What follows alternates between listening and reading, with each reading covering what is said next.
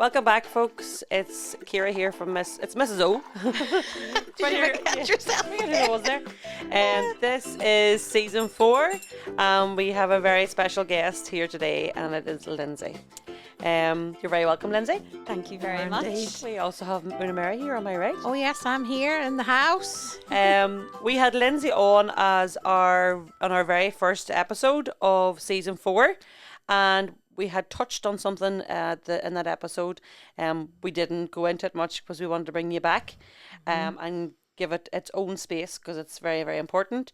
It's massive. It's parenting without a parent. Yeah.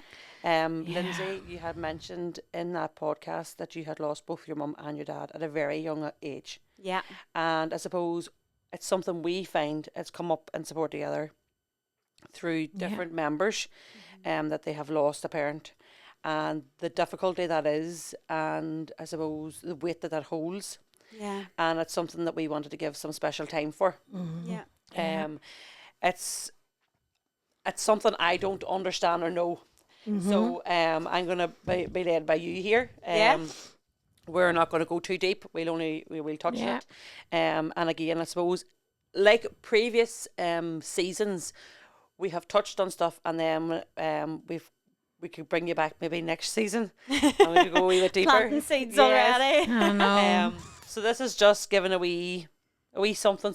Yeah. Because there's going to be many's a member and many's a mummy. Yeah. Out there, and I suppose really this is for you. Talk to us. Tell me how you did it. Yeah. Anything that you have that helped you. And that's it. Well, I suppose, as I mentioned in the previous episode, I was 18 whenever my daddy passed away, and I was 21 when my mum passed away, both big milestones in your life. Yeah, great. And at that time, I wasn't thinking of family or wasn't thinking, I suppose, of any of that. I got married when I was 23, which considering is quite young now. And I had Mason when I was 25. And I'm still only 28. But yes, I suppose whenever you're younger, I never thought to ask my mum questions like, how many weeks was I born? What was your pregnancy like? How was your births? Anything like that. Because that wasn't really of interest to me. It wasn't what was happening in my life then. And when I was pregnant with Mason, he was measuring small. So I was having to get scanned every 2 weeks. But I remember one particular appointment with the doctor. I was 28 weeks pregnant, and he was very concerned about Mason's birth and like potentially about bringing him on. He was that concerned. Now, I don't know, I could be wrong, but I think when they measure them, they measure by their legs, and I'm very short, so I don't know what they expected me to have. Okay. But all I knew was that I was 5'6". I was the smallest baby in the ward at the time in Tyrone County, and all the midwives were like cooing over me. It was all I remember from mum. I don't know if she went full term. I would imagine she smoked like a trooper when she was pregnant with me, which wasn't frowned upon back then. No, it wasn't. No. Yeah. So, but all of that I actually didn't know. So whenever he was asking, like, you know, how many weeks were you born at? Were you small? All these questions. And I was like, I don't know. And I have nobody to ask. Okay. And I was like, I actually feel a bit sad about this. Yeah. Because I was like, mum's sisters or nothing, like mum had a big family, you know, she had 9 kids, so they weren't going to remember one out of that. Okay. Do you know, like when I was born or anything about me. And my dad's family wouldn't remember either. I've only 2 uncles on that side, and sure, man, don't pass any remarks on those things. So I suppose that was one element where I felt I actually don't know anything about myself, and I had no way to find out. So we just had to go with whatever information I had. Thankfully, all was okay. And Mason was born at 37 plus 5, measuring 5'14". He was a wee toot, and he's still a wee toot. But then I know both you and Kevin, the two of yous aren't big, so No. He was never going to be a big No, yeah. and first baby and all as well. Yeah, so I was very lucky. Like our labour went very well, and I was in and out in no time. It all went as well as it possibly could have. But I suppose I tried to breastfeed and whatever, and that didn't work. And you pass the comment, yes, I want to give my child the best in life, and then it's sort of like, well, we're not giving him bottle milk, and you can't feed him with the bottle. You have to feed him with the syringe. And we landed home with this tiny baby, and I was like, I've never fed him. I don't know what what am I meant to do with him? And I wouldn't have the pram or anything in the house because I was scared to have things in the house in case anything went wrong. Yeah, I was at that time. I'm not anymore. Yeah, and your I go out the front door and go out the back door. Yeah. Yeah. But Kevin went to lift the pram and that, so I was at home with this tiny baby on my own with one of them wee bottles that you put the teat on, and I was feeding him and he was guzzling away, and the next thing it came out of everywhere. Like I was like, oh my, did it come out of his ears as well? Like, oh my goodness. Yeah. It came out his nose, and I was like, oh, oh my goodness, is the baby okay? And I just remember feeling so scared and so alone, and I really had nobody to ask. And I suppose a sense of pride where you were like, no, I've got this. I know what I'm doing. You know, I'm not going to be asking Joe Blogs next door. Yeah. What has just happened here? So it would have been nice to have Mummy to bounce off there. Like, Mummy hadn't been well, so from a practical point of view, she wouldn't have been a lot of help, you know, like looking after the baby and all that, but even just to ask questions too. See, that's it. I mean, and even to bring you back, I mean, even when you found out you were pregnant, what did your mommy and your daddy come into your mind at that time? How did that? I suppose, like, even just like all other special family events, you know, they're missing out. They should be here. Yes, like whenever my dad passed away, whenever I was 18, I remember hugging the nurse and saying to her, he'll never walk me down the aisle. Like, I wasn't even seeing anybody, do you know? It wasn't like just those silly things, I suppose. That's not silly. It's not silly, God, but no. at that time, like, you know, it was so far away. Yeah. And then I suppose just Mason didn't sleep that well. We were very sleep deprived, and like everything else, you learn from your mistakes. So, you know, we were up, I was expressing every couple of hours and the whole handling. And then, but just before he turned 1, we fell pregnant again. And that's when I actually came to support Together for the Bumps Together program when I was pregnant with my second child. And I suppose there was just so many challenges as to how you were feeling. Excitement, worry, sharing your love, all those things. And again, no parents to ask about how you feel or how you navigate it or how you cope with it all. And then the dynamite of the family came along then. The third, you mean? The third. Yeah. Set to test all boundaries given. I think it's a third child thing. She's a wee dote. Yeah. But that's how she gets you, because I know. she looks really innocent. She lures you in and then the next Big minute, eyes. Yeah, exactly. And then she's just like, I hate you. she comes out with anything. And is it, like you mentioned that your mummy had been sick, so you were aware when if you have a baby, your mum practically couldn't be. But even that advice, or that if you're not able to sleep, having somebody at the other end of the phone, or mum, what did you do? Yeah.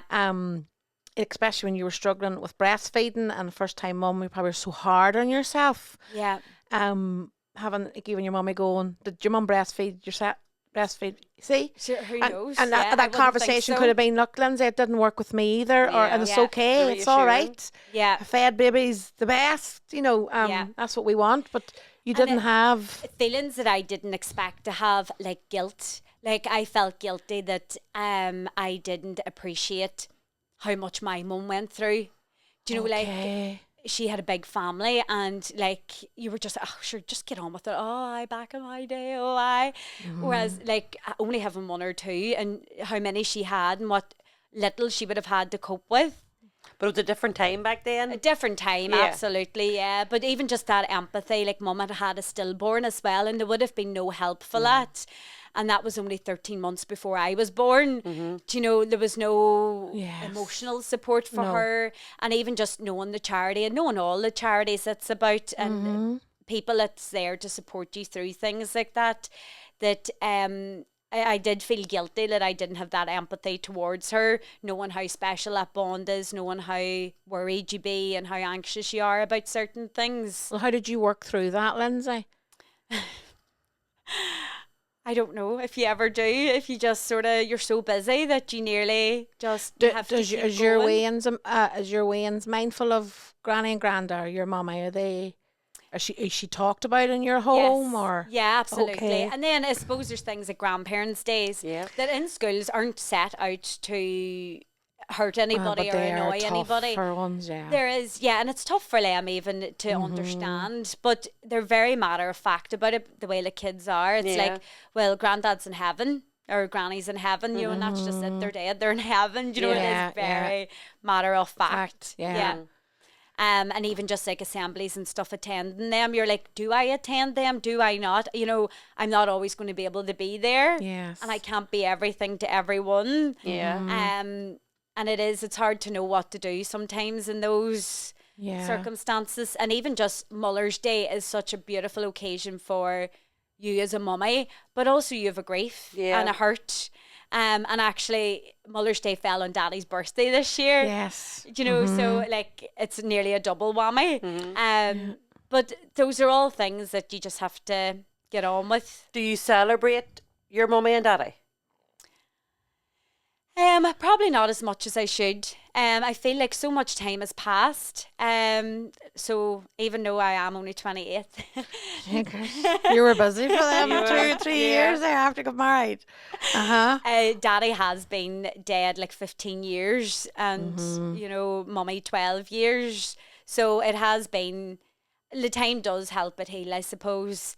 I've got a new way of life now and a new way of every day. Before Mummy passed away, I was already living on my own because I knew she wasn't well and I needed to get my independence before she passed away. And it doesn't take away from how hurtful it is, but whenever you're not seeing somebody every day, it doesn't change your daily life as much as it would change somebody's who's with them every day. Yeah. Yeah, but moving into motherhood yourself, you know, there's you'd said you lost your mummy when your age of 21, your dad at 18. You're right, they are massive milestones in your life. Yeah. And then you became a mummy at the age of 24, 23. 23. So Yeah, 25, yeah, I got married at 25. 23. See, I was all confused now. Sorry. Because you're 28. I know, I'm still only 28. She's not 28. I know, but you know, there is a completely different shift in straight away. You maybe pine, that pining, Yeah. that conversation or them questions that you never thought of asking. Because why would you? And emotionally, you know, like you're going through a whole different set of emotions. Completely. Like, was there anger there? Look, there, it's maybe not even anger, but like a jealousy nearly that other people have. Good family support and you're maybe like you don't have it. Yeah. And it's not in a bad way, but just in a, oh, I wish I had that, you know, or, you know, oh, my mummy helps with the homeworks or, you know, does the washing or, you know, cleans the house or even just for, like, say for me and Kevin to go running together, we can't just throw them around to Granny and Granddad's. Yeah. That's not, you know, it's not an option. No. So your inner circle is very small. Very small. Yeah. But you had mentioned in the first episode of season 4 that you have a very good childminder. Yeah. Very good. Yeah. I'm trying to think of her name. Maureen. Maureen. So Maureen is I suppose a real good support for you, and she was there for you when you're doing your nursing. So I can imagine, and I suppose I'm quite similar in terms of I still have my mum and dad, but Eamon's mum and dad are gone. So we have the close family support in where we are at home isn't there, but we have a very, very good childminder. Yeah. And she's there, and it's actually my Jackie will go up to the school for Grandparents' Day for my children. Yes. Yeah. And it's actually been said to us, why don't you go yourself? Jackie wants to go. Yeah. So she's like, well, we call her Auntie Jackie, but she's there and she wouldn't have the children by themselves on that day. So that's fantastic for us. But I know the meaning and the weight behind having somebody that's a good support behind you in terms of the childminder. It's fantastic to have. And they love her. Like if there's a day where it's like, oh, are we going to Maureen's today? And you're like, no. And they're like, oh, who's looking after us? And I'm like, me. And they're like, oh. We're left with you. I know. I'm like, all right. So you have you have a mother and figure in your life, somebody that you trust, because that's massive. To put trust in someone to mind your 3 kids And to be happy when you're leaving them off, to know that they're happy. and are cared about. Yeah. Like, that's massive. Invaluable, yeah. Yeah. I mean, I'm so blessed to have got her. I did maybe hound her a wee bit, but I will hear it because you were passionate about it and something Yes. you wanted. And look Yeah. at how in the long run, sometimes us letting other people in their lives, that's would have been me. I wouldn't let nobody in, not even my own mum. yeah. And that was nothing to do with that was a me thing. I thought I need to do this myself, and now you have to do it yourself. Because nobody talked about the emotional stress that a parent goes through way back in my day. So I thought, I'm just going to have to suck eggs and get on with it here, not get on with it. But my mum was there and present and willing, but I shut her out at the beginning. Yeah. And that's It's a sense of, though, no, I've got this, I can do it. But I don't know how would any of us get it? Like, come on. Yeah. So if we have any listeners out there that is maybe starting this journey of parenthood or in the middle of this journey of parenthood and they are missing a parent or two parents, have you any advice for them or anything anything that you would have wanted to have heard yourself? Just having somebody to speak to, and that's where Support Together was a great help for me, giving me tools to recognise what keeps me well, because sometimes you don't know what keeps you well until somebody sits you down and says, well, what can we do for you? You know, what makes you feel better? And I remember us sitting down to do the wellness wall, which I still have, and Eliza is coming 7 now. Oh, wow. You know, and it was like a nap. I would just really love a sleep. Oh. And my exercise as well. So yes, it was. This is Fill Ur Cuppa, the Support Together podcast, and we couldn't bring you today's episode without the support of Shannon Hollywood, behavioural consultant. Shannon supports parents with a compassionate, research-based approach that focuses on connection, emotional safety and co-regulation, not punishment. Her courses and online content are designed to help parents stay calm and confident and connected, especially during challenging moments. And remember to follow Shannon on all her socials. I suppose that knowing that people cared about you, knowing that other people are going through the same thing as you and you're not on your own. Yeah. Communication is definitely one of the biggest things. Yeah, because like you got married and then that's what you'd wanted to have, bring children into the world. So you actually were grieving your mum and dad. You went through a lot at an early age. So would you recommend that for the likes of people maybe going to talking therapy before they become a mum or a dad? Because there's a sure thing, we put everything in the back of our minds until then. I call it the wardrobe. Like I would put it at the back of there. That's all. That's a tomorrow problem. Yeah. And then you become a mommy, and the next fit, everything just goes. The wardrobe doors blow open. Just triggers it. So there's one. It's about. I suppose it's about that before crisis hits, rather than sitting and being completely overwhelmed. You're sitting there with a baby, you feel so alone. It's about getting that help in at the early stages. We've talked to mums and like the children know about granny and granda, especially some of them, the mummies know so much about mummy and about feathers, and there's wee things that they maybe bake cakes and the granny would have baked this cake and mummy would have baked this cake, and keeping the wee tradition going. And I guess it's not keeping the soul alive, the memory. Keeping a wee bit of her there, that she's not with you, but she is with you. Yeah. Yeah, but so many people don't want to talk about the loss. Yeah. And I suppose it's maybe hard for the person that's talking about it. Yes, but in the long run, is it better for them to talk about it? That's what I'm saying, Lindsay. Yeah. But you're saying communication. Communication. So was there good communication between you and Kevin? Yeah, absolutely, yeah. And even, I suppose, his own mum passed away as well in the middle of all, like after Mason was born. So it is, he was going through his own stuff as well. And it is like your parents are your parents at the end of the day. Had he a better understanding for you whenever he was able to understand the loss? If that makes sense? Yeah.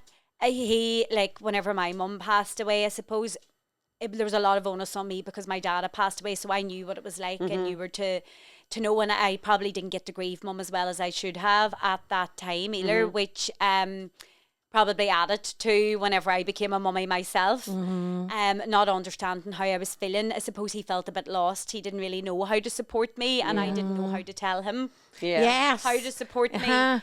And that's where, whenever I came to support together and that, just figuring out how you're feeling and how to keep yourself well. Yeah. And the importance of remembering who yous are as a couple before yous become parents and before, you know, yous were husband and wife before you became mummy and Big daddy. time. And we forget that. We do forget that, absolutely. It often becomes him, you know, it become a separate identity. So, and that's again, that's something that will be a separate podcast, and that's in relationships and how we remembering that you are a couple. Yes, you're parents, and you have a role and a job together.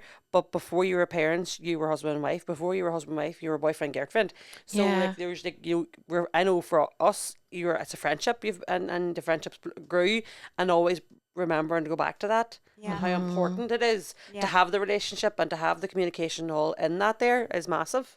It is, and the days will be shitty. How would they not be? And then there's days that you're winning. You feel you're really doing well. Yeah. You know, but I mean, I sit here and I absolutely admire you, Lindsay. Like, you are a warrior, and when I say you're some woman for one woman, I really truly mean that. You are, and it's like, I'm going to get emotional. Please don't. You're going to get me No, emotional. but I am too. honoured that you are a cheerleader, because first and foremost, you're a very empathetic person. So you come in with empathy, which is what we need, but also you come in with rationale, you know, and you come in with you've lived a tough. There's a story of hope for any parent. Oh, out there. mercy! Like, and thank you for sharing a bit of it. And we're mindful we don't want to take you down, you know, different avenues of that, and even to let people know that a lot of people out there are mothering without their mother or their father, and sometimes it's that moment that you want to just lift the phone up or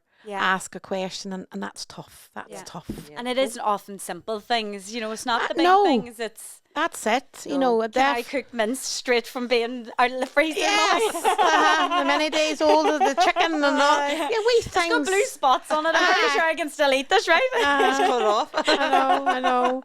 But no, thank you. I really mean that. As Ciara said, like it is. That's the biggest message of hope. It's a massive message of hope. Yeah. Is it a wee bit different of a Fill Ur Cuppa this time from the last episode that you were on? And I suppose it's not what filled your cuppa, it's what is your understanding of how important it is to have your cuppa filled? Oh, you learn that the hard way, I think. I think you don't had an odd wall or six before. Yeah, I think you crash and burn, and then you realise, oops, I should have recognised that earlier. And it's definitely trial and error. I thought I was getting better at it, but life gets busy and you forget about you, and before you know it, you're at the brick wall and you have to take a couple of steps back. It's definitely recognising when you're coming to that wall and, you know, taking a pause and what can I do to prevent this from happening. Often it's whenever I get really busy with work and there's a lot on, I feel overwhelmed. I need to write everything down to get it out of my head. I'm a to-do list person. I'm the diary person. I need to have my diary and everything wrote down, and even just that simple act of writing everything down. Like there's pages left, right and centre, brain dump, brain dump, brain dump. And you're like, which brain dump is this? Oh, jiggers. But being able to tick stuff off gives me great satisfaction. Yes. We are very like there. But I suppose there's something too that we didn't get mentioned, and it's just through conversation with yourself. You're now working in the ICU unit that your mummy was supported and passed away. Yeah. The nurse, you're becoming the nurse that is given reassurance to the past version of Lindsay, and you've said it's an absolute honour and privileged position to do so. As other people come and go, what, you're back in there and you're but you go, no, I am so privileged. And because that nurse meant so much to you at that time that you were saying your last goodbyes. And I suppose like my dad passed away in an ICU as well, just not the same one. And it's somewhere I never thought I would see me being. And then I had a placement there and I thought, oh, I really don't know about this. And I absolutely loved it then, you know, and I suppose things work out in funny wee ways, don't they? But that's just, come It's a on. lived experience. That is a lived Like, experience. we're all about the lived experience Yeah, here. and with- hope. That's the Yeah, message of hope. you're the Yet message, you're hugging somebody that you know what that hug meant, or that reassuring word, or even the way maybe that you approach something to someone, or how you look after a loved one in the last minutes, hours. I mean, that's just no. I think that's needed to be Huge. mentioned. That's fantastic. Like. Yeah, I didn't even realise that Yeah, there. So yeah. definitely. Like I forgot to mention that. No. It was just a conversation we had there a couple of weeks ago, and yeah. Lindsay was going, Yeah, it was my mum's anniversary. Mommy's anniversary, and I'm yeah. standing in the Same ward. spot, yeah. My word, like that's just, I mean, absolute fucking cheers to you. Like, And I suppose this even goes back to the university. I did a wee video for them, but it was just, if I can do it, anyone can. Yeah. And it is, I mean, like, I'm a nobody from nowhere, and you can do amazing things. you're not a nobody. No, Nobody's a but, nobody. you know, Yeah. If people think they come from a family where Okay. there's little hope, or that they're just expected to follow the same trend as everybody else did in their family, it's not, and you can break the mold, and that's not you. You're creating your own story, that your 3 kids will take a bit of that on and create their own.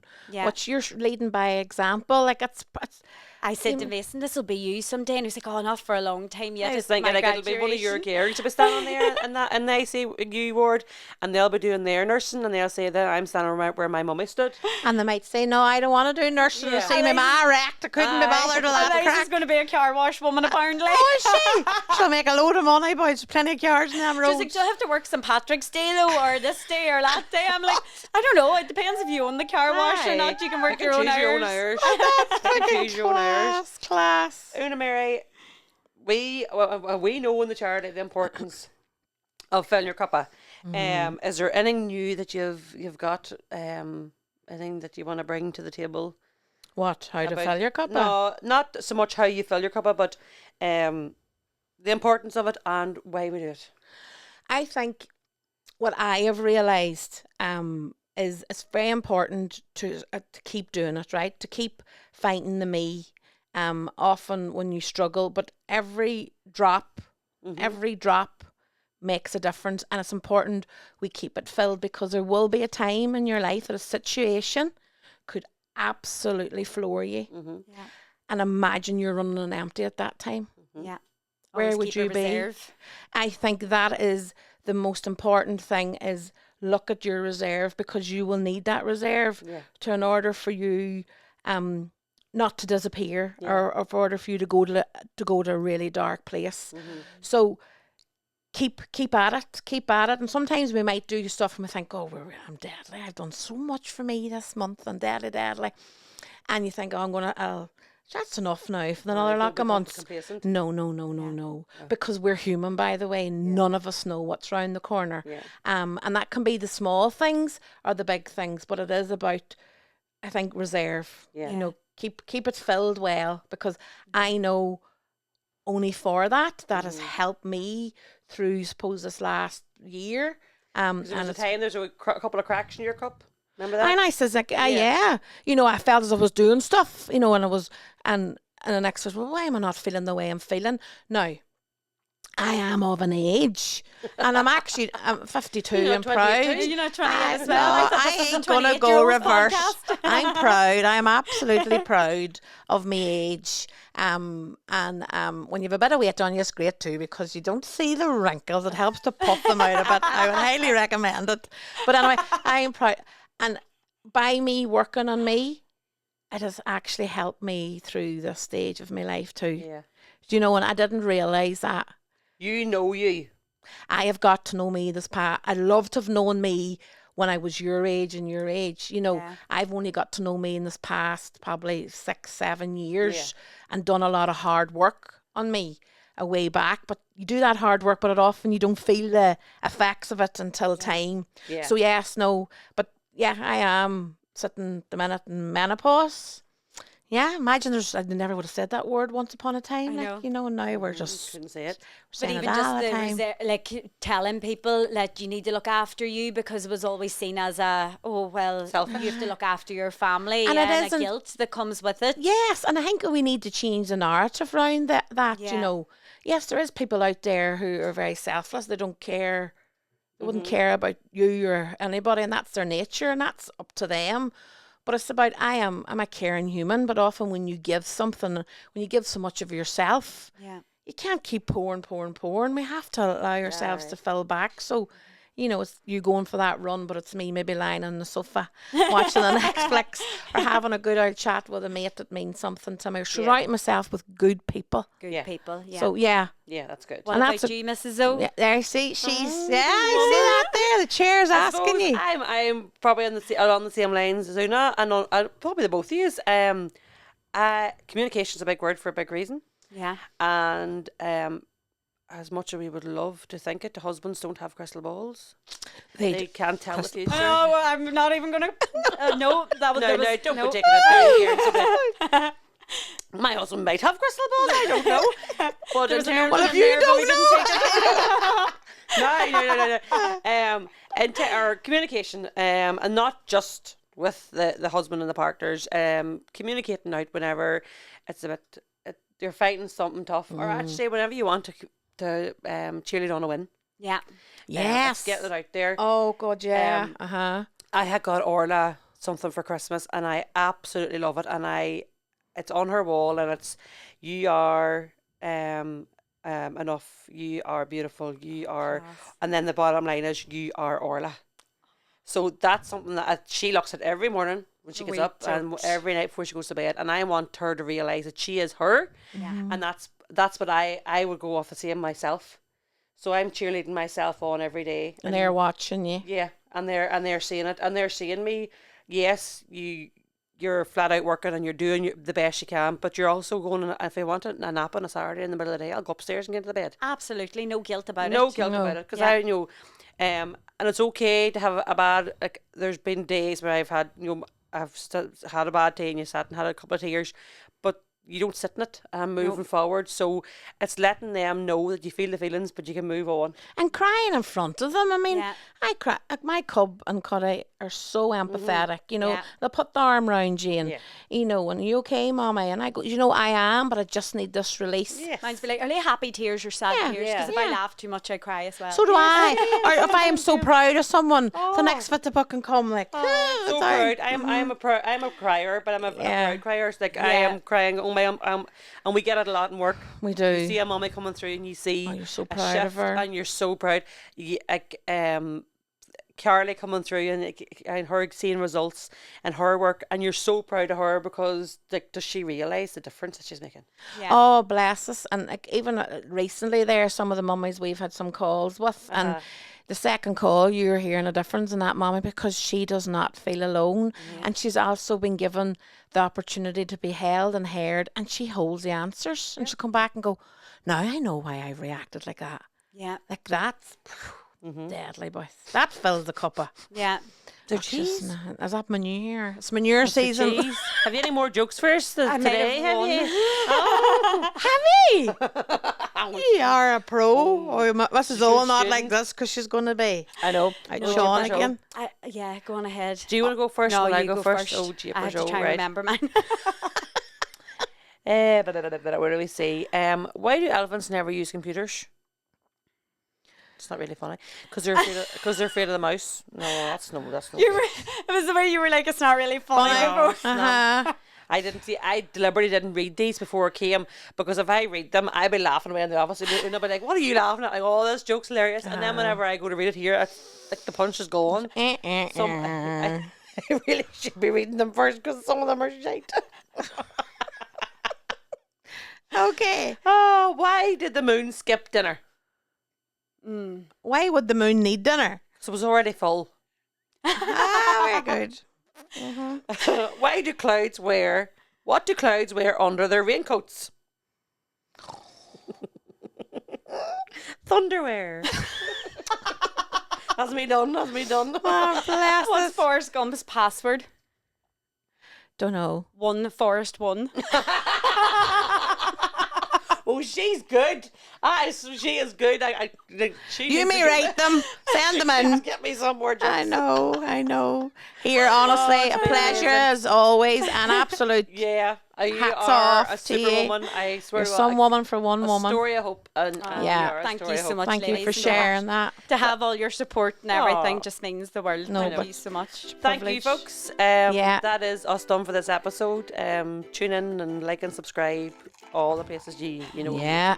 What is it? Because then that means, but that helps you pass the cup on. Upload, Please. download, or whatever. tickles your Upload, fancy. whatever tickles your fancy. That's us. But Thank spread you. the word. That's us. Bye. Bye. This was Fill Ur Cuppa, the Support Together podcast, hosted by me, Mrs. O, Ciara O'Gowan, and the S2 team. And we couldn't bring you today's episode without the support of Shannon Hollywood, behavioural consultant. And produced by 9874 Creative.